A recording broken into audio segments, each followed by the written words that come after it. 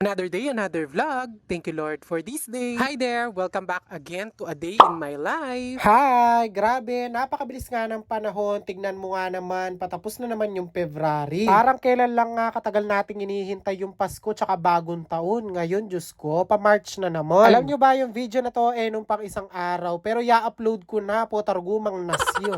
Nung araw nga pala na to, nagluto nga yung nanay ko dun sa may birthday yan, tapos pinauwian nga siya ng asadong manok. Tanghalian nga ito at hindi nga ako nakapag-almusal, kaya naman nagtimpla ako ng kape at isasabay ko na nga sa pagkain ko. Nagsandok na nga din pala ako ng konting kanin kasi baluyo naman makadiet ko for today's video.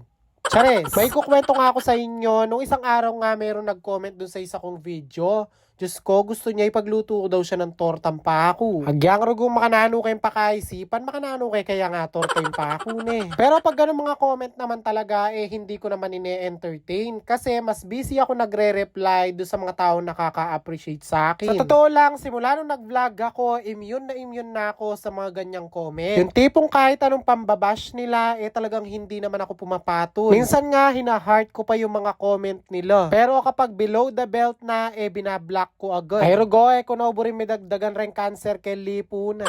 Charis. At fast forward nga, kinabukasan, kung maalala nyo, bumili nga pala ako ng mga styro. Gagamitin ko nga pala itong mga styro na to dun sa event ko ngayong linggo na to. Hindi ko na nga muna ipapakita sa inyo kung ano yung gagawin ko. Makikita nyo na lang kapag sinetap ko na nga pala yung event ko. Ay rugo, buri mo na yung chimo kanta. Makipa-surprise pa yata. Past 10 a.m. na nga nung matapos ako at hindi pa nga ako kumakain. Kaya naman umorder na lang pala ako ng ulam doon sa nagtitinda ng ulam sa may sentro. Alam nyo ba, nakapag-busy kaming lahat at hindi nga kami makapagluto, umo-order na lang din ako dyan. Tatlong klase nga ang ulam yung in-order ko. Yung isa nga okoy alamang, tapos minudo, tsaka isang tinumis. Okoy alamang na lang nga yung binuksan ko at itong isang plastic nga ng minudo. Kaya pala rigunan din ko pagagalgal laman. Mag-11 na pala, ko pa magalmusal. Anyway mga chiko, ito nga palang okoy alamang, may kasama nga pala siya sa usawan. At in fairness naman nga, masarap naman siya. Naglalaba nga din yung nanay ko ng mga oras na yan, kaya sabi ko, pagkatapos kong kumain, magbabanlaw na din ako. Once a week nga kami maglaba kasi hindi pwede magdalawang linggo, baka hindi na kami makita. Normal lang naman na maglaba ng isang beses sa loob ng isang linggo.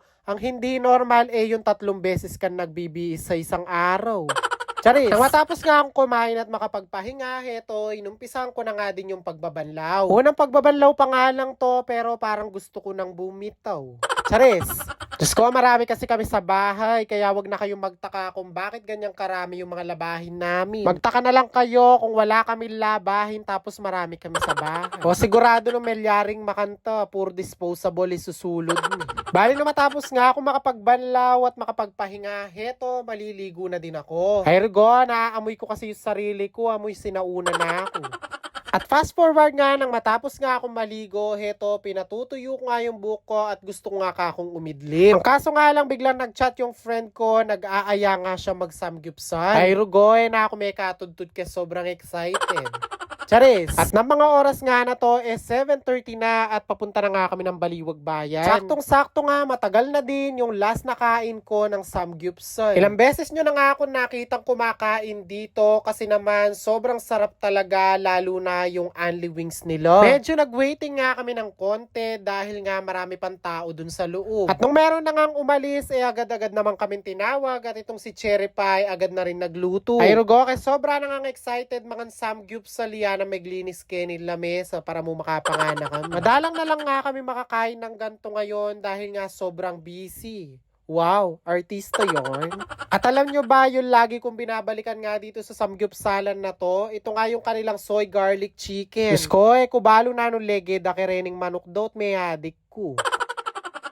Marami na din naman akong kinakainan na meron din only wings, pero yung manok nga kasi nila iba yung laso. Hindi ko nga alam kung ilang serving nga na manok yung nakakain namin dito. Basta ang alam ko mas marami pa yung nakain namin manok kesa sa samgyupsal. At fast forward, nang matapos nga kaming kumain, pumunta nga kami dito sa Alpha Mart. Diyos ko, may suyaya ka no yung cherry pie ketang penga ng babi. Makanano ba naman penga na maski lang lettuce. Bumili nga siya dito ng 2 korneto para nga daw mawala yung suya na namin. Ay rugo, sabi ko kaya, pwedeng metong mo pa tsemengan kung panghimagas, kailangan 5. Charis, bago nga kami umuwi, sabi ko nga kay Cherry Pie, ubusin na nga namin to dito. Baka hindi ako makapag-drive pag di namin naubos. Anyway, that's it muna for today's video. Thank you for watching. And again, don't forget to like, follow, and share for more. See you on my next vlog. God bless everyone. Bye!